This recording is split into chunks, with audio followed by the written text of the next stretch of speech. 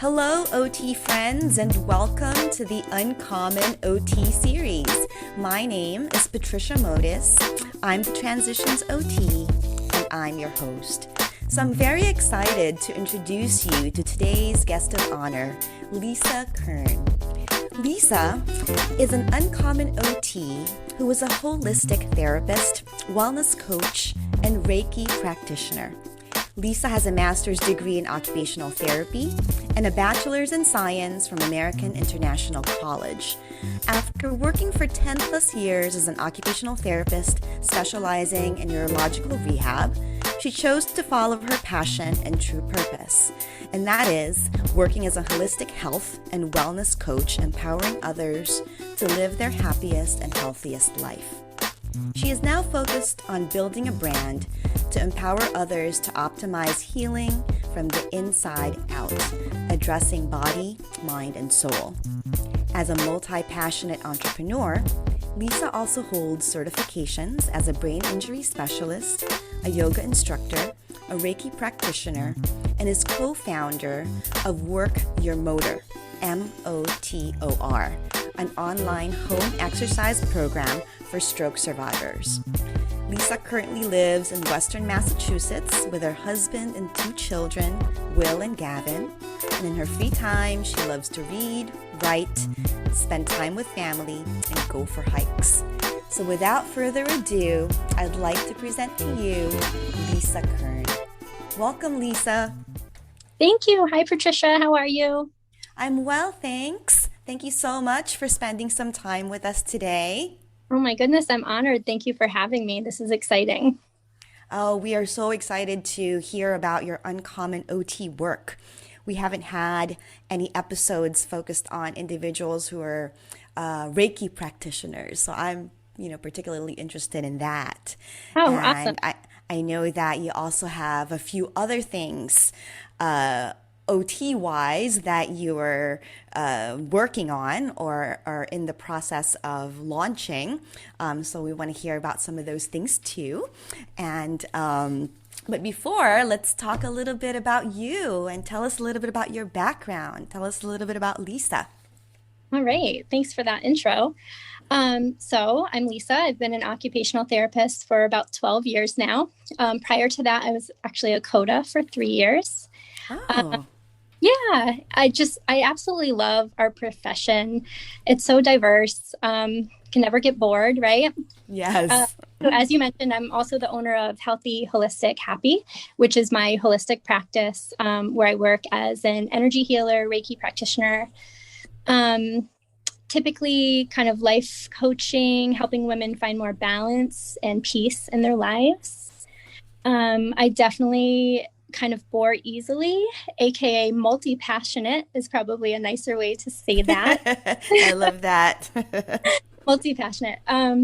So yeah, I also have a couple different hats. I'm a yoga instructor, brain injury specialist, as you mentioned, and recently published author. Congratulations. We want to hear a little bit more about that. Yeah, thank you. Yeah, kind of one of my other passions alongside the blog has just kind of been writing. It's always been a creative outlet for me, kind of my therapy. And yeah, this year I was fortunate enough to be a co-author in 2 different books. Fearless, which is kind of a women's personal development book, transforming fear into courage within relationships, society, self. And the second book that just came out last month is called Mama's Gotta Grow, which is another kind of personal development book. Definitely not a parenting how-to, more of a you can kind of stories of we're all in this together and kind of putting yourself first. Got it. I love how that intertwines with your holistic practice. Absolutely. What else? You also mentioned that you were a brain injury specialist and also a co-founder of a practice where you serve individuals who have had strokes. Yes. Work Your M.O.T.O.R. So M.O.T.O.R is an acronym for Motivating Occupational Therapist Optimizing Rehab. So myself and co-founder Amy Pace, who's another wonderful occupational therapist, kind of just identified a gap in the healthcare model that we kind of, we call them frequent flyers. You know, you discharge and then they end up back in your care several months later. Yeah. So we kind of found, primarily with neurological folks, stroke specifically is what we focused on, that they just kind of lacked the motivation to carry on their home exercise program. So we created a home exercise program video series, not just with us as occupational therapists, but other individuals who have also had a stroke, so they can see somebody on screen, maybe with their limitations, that are doing the exercises in various degrees of modifications.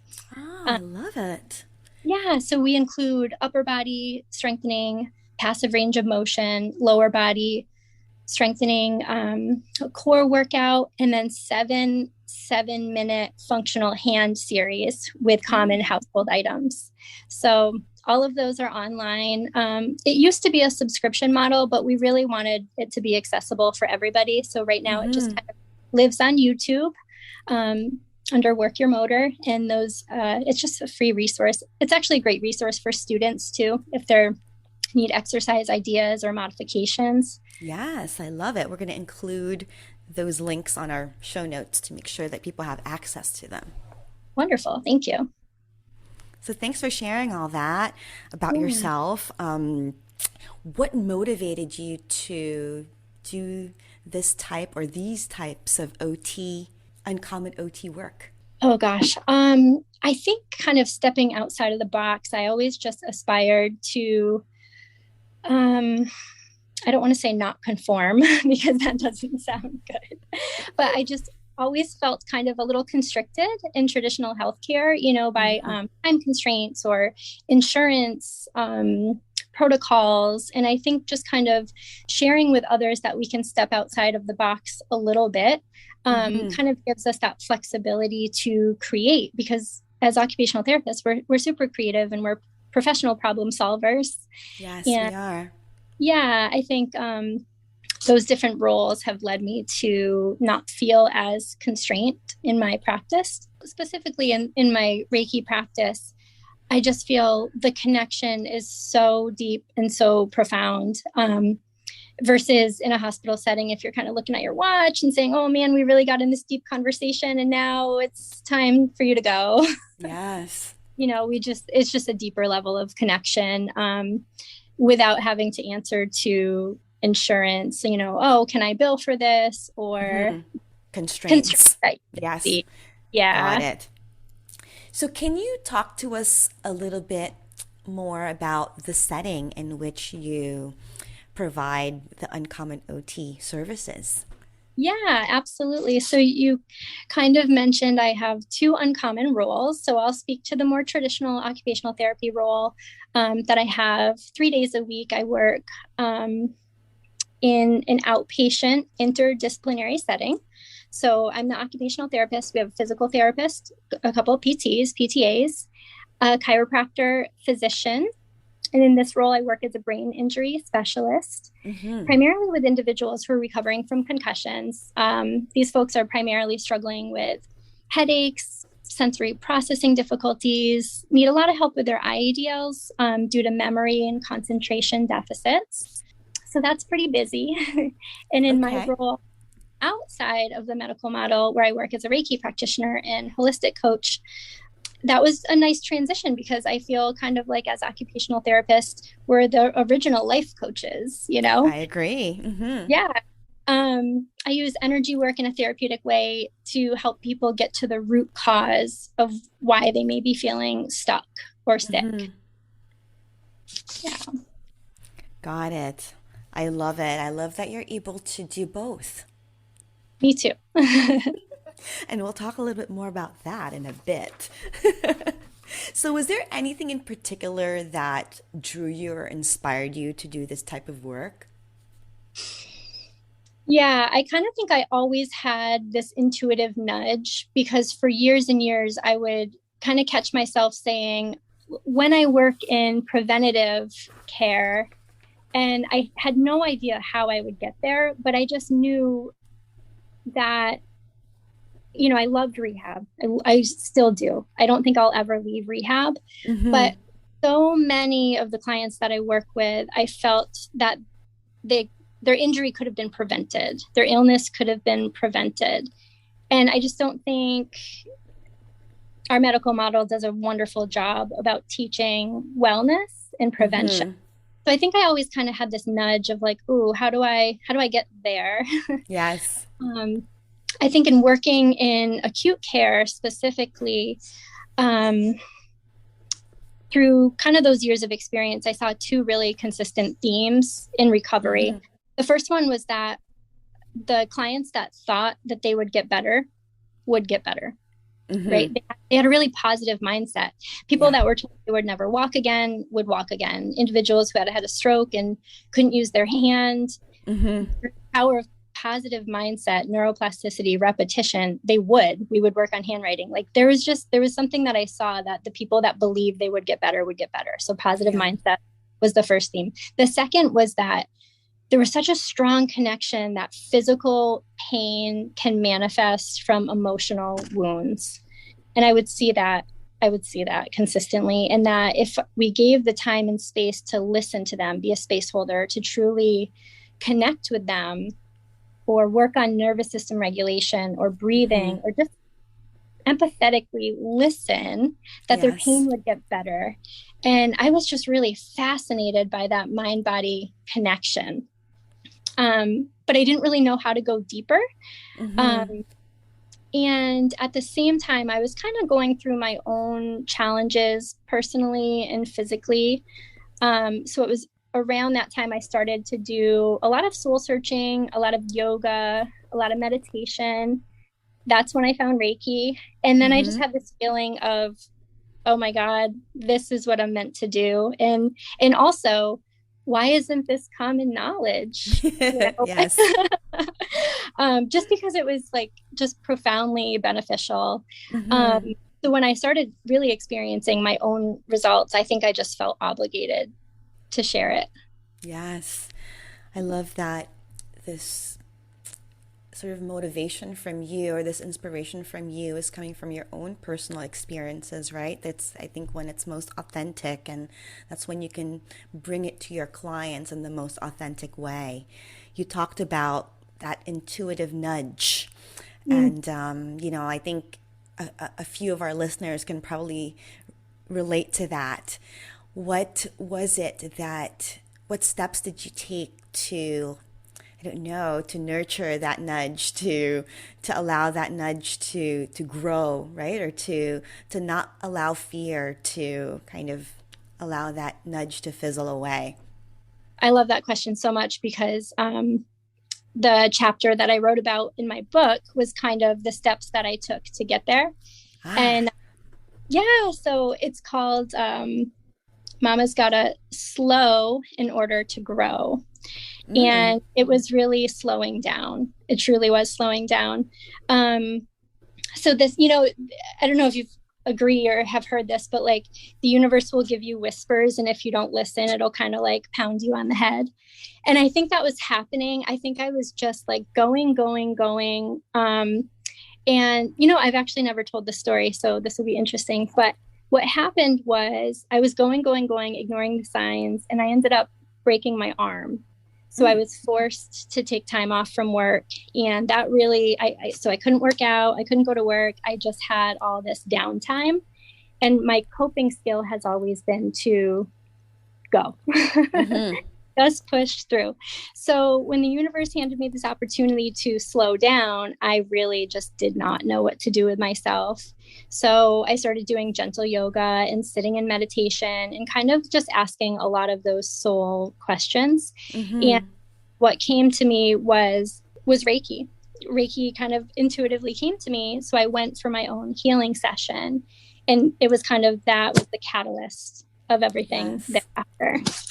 Yeah. But I think it started, so to break it into steps, it really just was waking up, sitting in meditation, journaling, and I'm inclined to write. So I feel like sometimes when I suggest journaling to other people, it's not always received if it's not something that people are used to doing, but you can Mm-hmm. truly find out quite a bit about yourself through the power of journaling.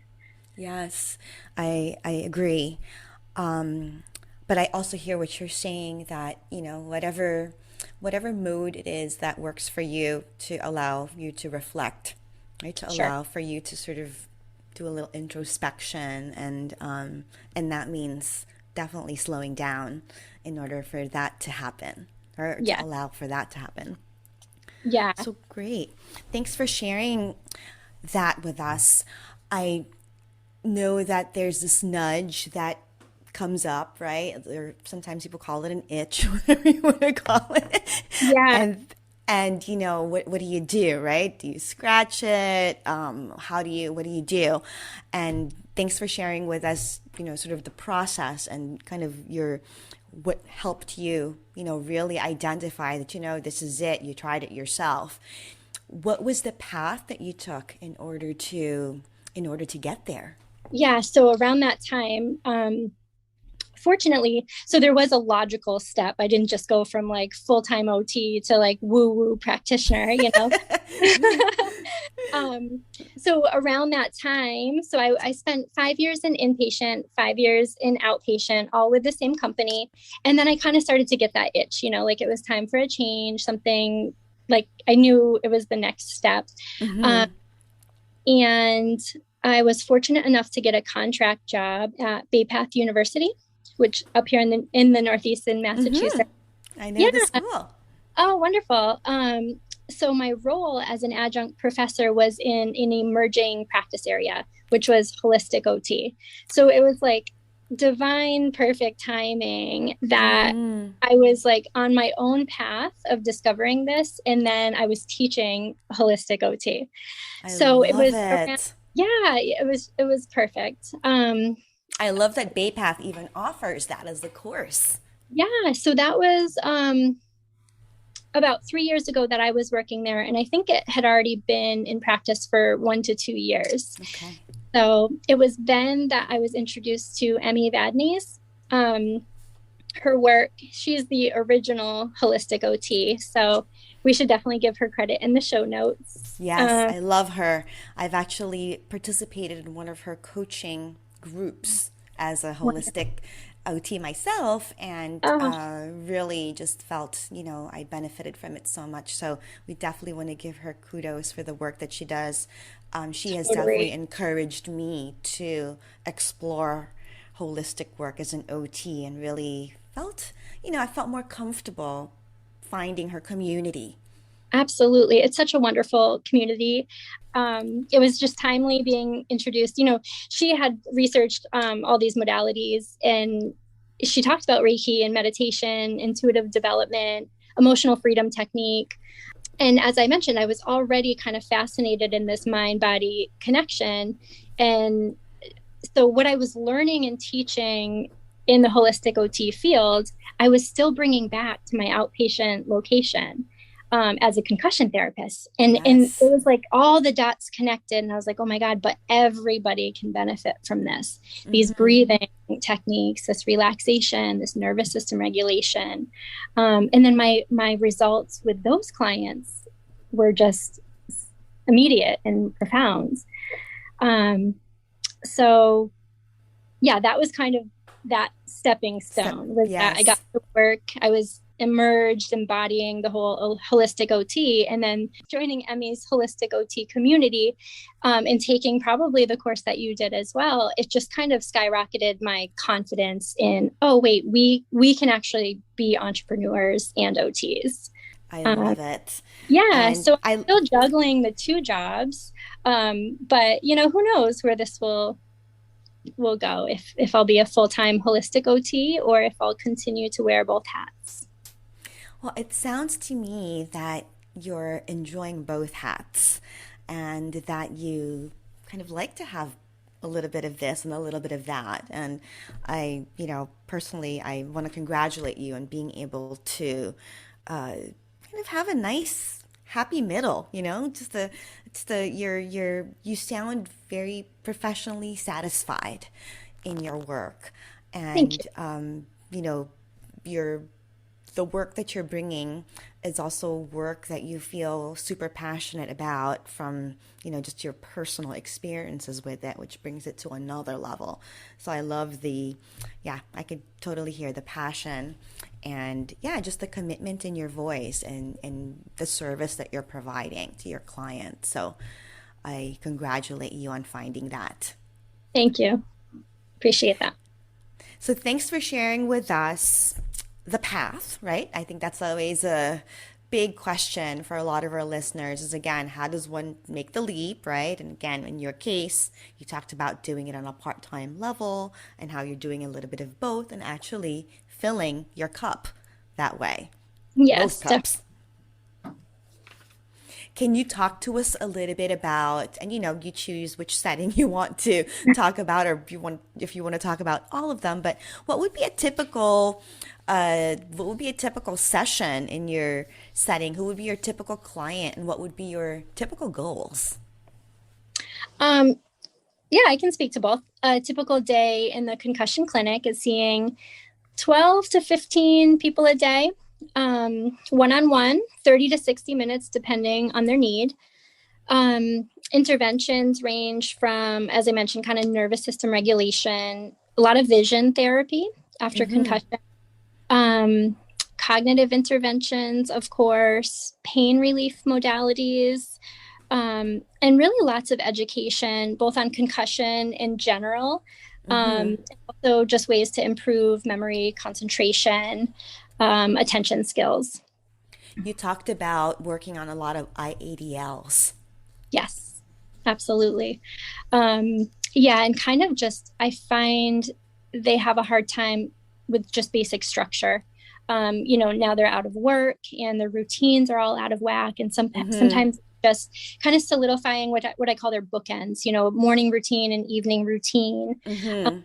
And kind of setting goals for what they need to accomplish, and kind of just having the regulation to, if they wake up with a headache, or knowing their triggers and what can they do to better their symptoms. Got it. And I bet there's a lot of education too. There is ongoing education. And then with the memory issues, sometimes it's re-educating and just kind of checking in and really just being a support system. And I find oftentimes in this concussion clinic that I work in, primarily they're multi-trauma and motor vehicle accidents. So it really brings up, if they had, this is very traumatic, being in a car accident. And I find, because you're kind of that safe space for them as well, especially if you have an hour with somebody one-on-one, that it brings up a lot of past trauma. And it just kind of, we work a lot on anxiety and coping skills. So the sessions are very individualized, client-centered as to what kind of they feel like they need in the moment. Yes. Well, thank you for giving us those great examples. Yeah, of course. And then I would say environmental modifications, dimming, kind of, and just teaching that too. Like, what does it mean to be sensory sensitive or overstimulated, and how to kind of manage that for them. Yes. And that's probably where a lot of your holistic practitioner skills come into play when it comes to grounding and helping people really regulate their nervous systems. Absolutely. So beneficial. And it's something I felt like I was kind of missing those skills, even like the first year that I worked there. And now it's like where I start with everybody. So it's super beneficial. And then, switching gears kind of on my Mondays and Fridays when I work as a Reiki practitioner, it's one-on-one Reiki sessions, energy healing, chakra balancing, kind of deep diving, peeling back those layers, kind of root cause, like where could you be storing old emotional wounds that are now blocking you now. So I'm a space holder. My goal for every session is just that my client feels heard, understood, and deeply cared for. Yes. Are your Reiki sessions done in person? They are. Yes. Fortunately, now, it kind of could change. But I have been doing in person. I do offer distance Reiki as well. But most of the time I'm in session. When I'm working with coaching clients, that's via Zoom. And they always option to add in an in-person Reiki session. But I would say primarily I'm in person. Okay, got it. Now, can you tell us a little bit about how you charge for your services? Whether you Sure. accept insurances? I'm not sure how services are billed for at the concussion clinic. Sure. Concussion clinic, we do all major insurances, all private insurances, Medicare, Medicaid, hardly any private pay there, all funded by insurance. And then in my Reiki practice, just cash services. I would love to eventually extend it to insurance companies, but there's a lot of hoops to jump through right now. Are you able to secure referrals easily for your Reiki practice? I've been super, super fortunate with word of mouth referrals. Have never done any online advertising, and I've stayed pretty busy. So that's been wonderful. I haven't gone to any doctor's offices. It's truly been word of mouth, and I just feel so grateful for that. I'm sure eventually it will come, to a place where I need to do a little advertising, but that's wonderful. Again, that's also something that I think our listeners are very much interested in learning about. Where do you get your clients, right? Yeah. How do you get your referrals? So you get word of mouth from clients whom you've worked with before. Yeah, I started very organically working on friends and family members just as really practice and kind of let them know what Reiki is and what I do. Yes. And then through their own healing or experiences, they told a couple people and they told a couple people and their friends told their friends. And so far it's been working out. Oh, congratulations on that. Thank you. And maybe that's a good segue into my next question here, but can you share with us some recent successes or highs and some recent challenges or lows that you've had in relation to both of your uncommon OT roles? Yeah, absolutely. I'll start with the highs. Okay. So let's see. In the concussion clinic, it's called team rehab, by the way. I don't know if I mentioned that. After about 3 years of being a solo practitioner, I was able to hire 2 more OTs, one of which was actually my previous student. So that was really awesome. Yeah. Another high, I guess, related to traditional OT was I actually joined the NBCOT volunteer board last year. Fantastic. Yeah, so that was such a wonderful experience just of meeting other OTs from all over the US. Just a wonderful networking. It kind of just revived my passion again for the field, especially after like pandemic life of not traveling, So that was an awesome experience. Can you tell us what it means to volunteer as part of the NBCOT board? Sure. I'm sure there's hundreds of different branches that you can volunteer for, but I'm on the exam development committee. Okay. So we help to write some test questions. Yeah. Fun. It was fun. It's a lot of hard work. A lot of thinking power goes into it. But it was how much? Oh, sorry. Go ahead. No, that's okay. I was going to ask what are the volunteer time commitments? We were in Tampa for 3 days. Oh, so you actually try. So it's a travel. Okay. So it's kind of like I don't know, almost like a little conference. Yeah. It was great. Incredible. Well, I'd love to hear more about that at another time, but we will include some information on that on our show notes just in case folks are interested, because I think it sounds interesting. It was a great opportunity. Go ahead. Continue with the successes and some of the challenges that you've had recently. Okay, so those were definitely some highs. Some challenges in the outpatient setting, I would say, are sure this is a common response, just dealing with insurance companies and kind of justifying therapy visits, dealing with denials and, all that extra. The usual schmoozle.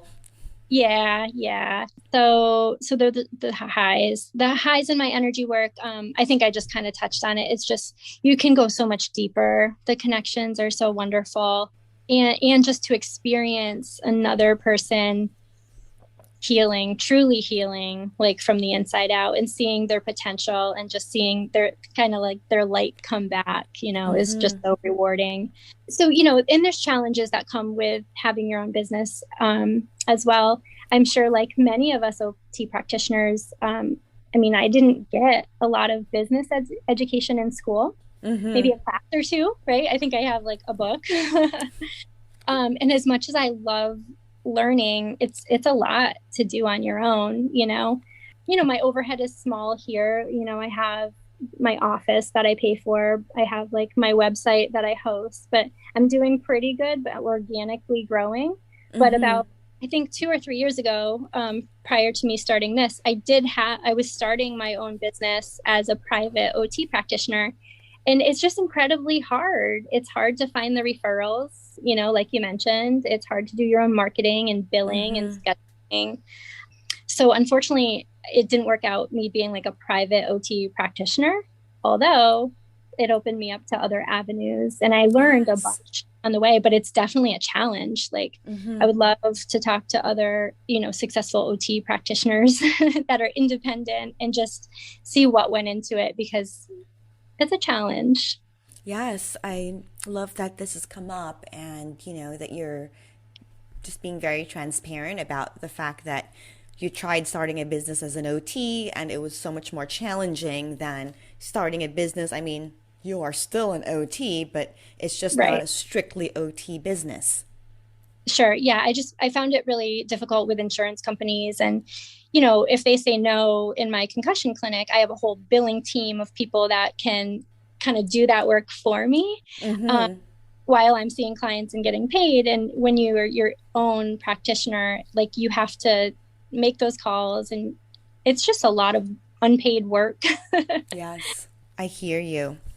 And thanks for again sharing that because that's just the reality and that's again important, right? That's a choice that you made in terms of how to run your business. And I think it's important for our listeners to know that it's certainly an option, Yeah, right? absolutely. I'm curious though, and I think that there's so many amazing OTs out there, sort of like who are more research minded, who also try to build on information, right? To build on knowledge out there and evidence to really support then insurance companies hopefully paying for these services over time.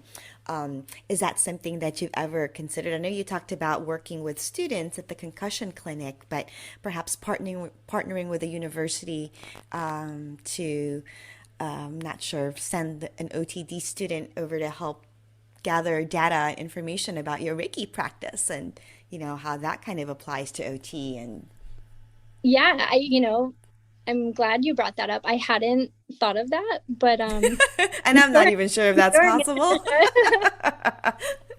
But I've heard in other settings that that's been done, and I think just in terms of everything that you've said about how impactful your I call Reiki sort of as an extra tool, right? An extra tool that we have in our belt.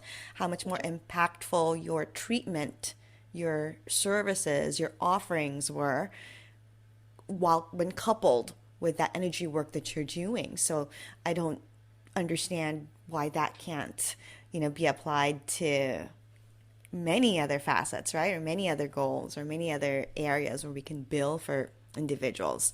We absolutely. are holistic practitioners just by trade and by training. This is something that we should always be incorporating. We shouldn't even have to justify, right? So, but because we do, I wonder if we could employ or, yeah, just sort of recruit the assistance of students who are also looking for, I find that just in my work recently, I'm coming across a lot of students who are looking for areas to research, right? Areas to devote their capstone projects towards? Send them my way. We talked about Emmy Vadnais and doing her holistic course. So I had gotten more confident in incorporating like emotional freedom technique and aromatherapy and just general, 4-7-8 breathing and relaxation techniques. Mm-hmm. I still kind of am hesitant to bring Reiki into my like traditional OT sessions. Mm-hmm. Although it's funny too, because like you can't turn it on and off, right? Like I'm a Reiki practitioner, I can kind of tell. Yeah, it's becoming more mainstream, but I love the idea of an OT doctorate student kind of like supporting that research and helping kind of bridge the gap a little bit. So can you talk us through a typical Reiki session for some of our listeners who may not be too familiar with Reiki? Yes, I would love to. So Reiki, for those who are not familiar, is universal life force energy. It's an ancient Japanese healing technique. It's been around for hundreds and hundreds of years.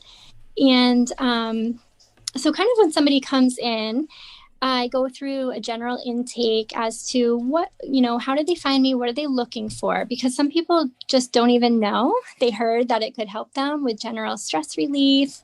Some people are looking for a little spiritual development. Others are looking for physical pain relief or to sleep better. So I kind of just like to get an understanding of what their goals are for the session. So just a little, 5-10 minute intake, and then I'll explain the Reiki process and how it works. And I'll have somebody usually start face up, and I kind of really get in my Zen zone, and I clean the space, and I use crystals if they're open to that. And I work with sound healing too. So I kind of have a curated playlist. So they're getting like all this multi-sensory, experience. And then as an intuitive healer, I realized over time that I kind of work best in my meditative Zen space. So if something is coming up for them during the session, I certainly encourage them to ask and I'll talk. But traditionally, I kind of just stay in my zone. I hover my hands over different areas. And I kind of pick up on where they might be having some energetic blocks. And I stay there until I feel like they're a little more balanced. So that kind of goes on for about 45 minutes. And then I'll kind of gently guide them, and then we'll have like a 15-20 minute recap on what came up for them, what experiences did they have. And then I'll share if they're open to kind of what intuitively came through for me. And usually it deeply resonates, and that kind of opens up a conversation as to, well, where can I go from here? So it's kind of a nice, energy healing Zen, but a coaching component as well. Yeah. And for how many sessions do you typically meet with your clients? I would say it's pretty individual. Rarely is somebody kind of a one and done, unless they're just coming for that general relaxation and they wanted an hour. I feel like Reiki works best when you come consistently. So some people come once a week for 3 weeks and then really they're feeling great and they start to space it out. Others come bi-weekly. They really just kind of enjoy the relaxation and with each session, it's like an onion, you really just start to peel back the layers.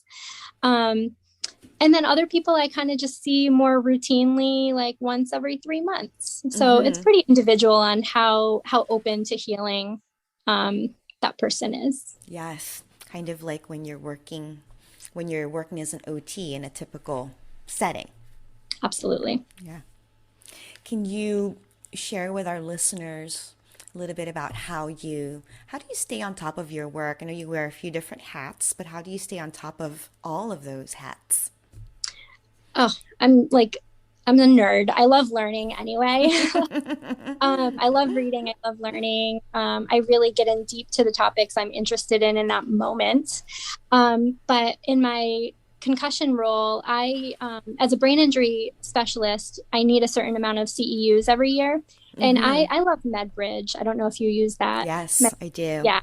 So that's my go-to for my continuing education and quick evidence-based practice knowledge. In my holistic field, I'm part of the holistic OT community. I'm part of a light workers community, and I feel like those groups kind of are just constant information sharing as well with Yes, research backed up. Yeah. we're going to include those in our show notes too, just so our listeners can have access to it. Do you have any career advice for our followers in terms of how to, just to branch into the uncommon work that you do? A piece of advice I would share would be follow that intuitive nudge or your interest. Like I mentioned before, you don't have to see the whole staircase. You just have to take the first step. I think that's how we keep our careers interesting and prevent burnout, is just staying with what brings us joy and constantly learning. But I love that. And, that totally resonates with me too, being an OT for quite a few years now, right? And really kind of doing a different type of OT lately, and how that can really spice things up and, shake things up a little bit, and at the same time, excite you and really bring, sort of like a fresh sense of motivation in your practice. Definitely. And I'll add to that too, is just finding a mentor or somebody that's just a couple steps ahead of you, that's already doing, what you think you're interested in doing, and see if you can hang out or go shadow or reach out. We live in this social media world that this is how we connected, it's Yes. just a thing that you can see what other people are doing, and, don't discount kind of what lights you up inside, keep following that. Absolutely. I couldn't agree more. It's through those connections, right? It doesn't even have to be such an official, relationship. It could really just be a conversation. And that's exactly what we're trying to illustrate here in these podcasts, is that we're having these conversations and how much you and I both learn from them. From each other. Yeah, it's wonderful. So I love that. Are there any common myths or misconceptions that you'd like to demystify today about the work that you do? Oh my goodness, so many misconceptions with OT, right? The first one that popped in my mind was we don't just work on hands. Yes. Or physical jobs. I don't know if it's so much a misconception or just a lack of knowledge, although it's becoming more mainstream, just that what Reiki is and how it can help. I mentioned it's a Japanese ancient energy healing technique that works by breaking up energetic blocks just to promote more balance and harmony in mind, body, and spirit. So I think I'm just really excited about that being more common knowledge, and not so kind of like woo woo, right? Yes. I think holistic is kind of still in that, like, is it reimbursable? I think that would be another one to add, is that I even had this misconception working in outpatient, is that, oh, I can't do that because I don't know how I would bill for it. And there's a way, it's neuro re-education. It's a therapeutic activity. So there's a way. So I would say, rather than just discount it off the bat, find out how you can bill for those, non-traditional services, because they're so beneficial. Yes, and really, I think the key is connecting it to how it improves function or how it supports the rest of the other treatment or interventions that this individual might be getting. And again, yes, coming from the holistic place where OTs are coming from, yeah, right? It yep. should almost be natural. Absolutely. I couldn't agree more.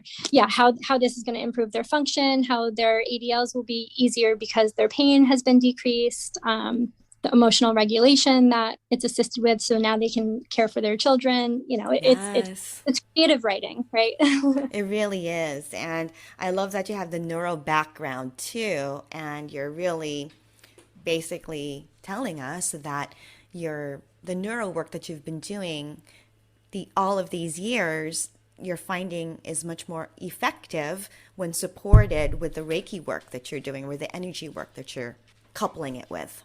Yes, definitely. It's exciting to see all the puzzle pieces come together. Yes, and I'm excited for you to to find again that nice blend of both, right? You have these two amazing, very specialized skills that you're blending in, and as an OT, you're providing your service out there. Yeah. Well, thank you for allowing me to share these passions with the world. I really appreciate you. Well, there's so many others out there who share these same passions, who would be so inspired and motivated just hearing you talk about your path, how you realistically got to where you are today. So thank you for sharing your story. If our listeners wanted to be in touch, follow you, find you, how do we do so? Oh, thanks. Well, my website is www.healthyholistichappy.com. We will list all of that on our show notes. Is there anything else that you'd like to share with our listeners, Lisa, about your uncommon OT work? I keep saying uncommon OT work because you have a couple. Yeah, thank you again for having me. Again, thank you for sharing the books and my many passions. And I just want to be really open and transparent that I love having these conversations. So if anybody is interested or kind of on that path or has any questions, that they're more than welcome to reach out to me, either email or on Instagram. Thank you so much, Lisa. That is so very much appreciated. I'm sure folks will take you up on that. And again, to our listeners, it's all it takes sometimes is a conversation, right? To kind of help guide you to the right path. So here you have an open invitation from Lisa Kern, an amazing holistic occupational therapist. Thank you, Lisa, for spending the time with us today and sharing with us your story. Thank you, Patricia, so much for having me. I appreciate you. And that wraps up another inspiring episode of the Uncommon OT series. Connect with me at www.transitionsot.com. And don't forget to sign up to be part of the Transitions OT community. By doing so, you'll receive my latest compiled list of uncommon OT practice settings, the latest news on mentoring offerings, uncommon OT live events, non-traditional OT resources, and more. You may also follow me on my social media pages on Instagram and LinkedIn. And if you love this episode, head on over to Spotify, Stitcher, Apple, and Google Podcasts to follow, rate, and leave a review. I also ask you to consider pledging your support to my Passion Podcast project by being a patron on Patreon. It is very much appreciated. Sending big OT love. Thank you so much for listening. Until next time.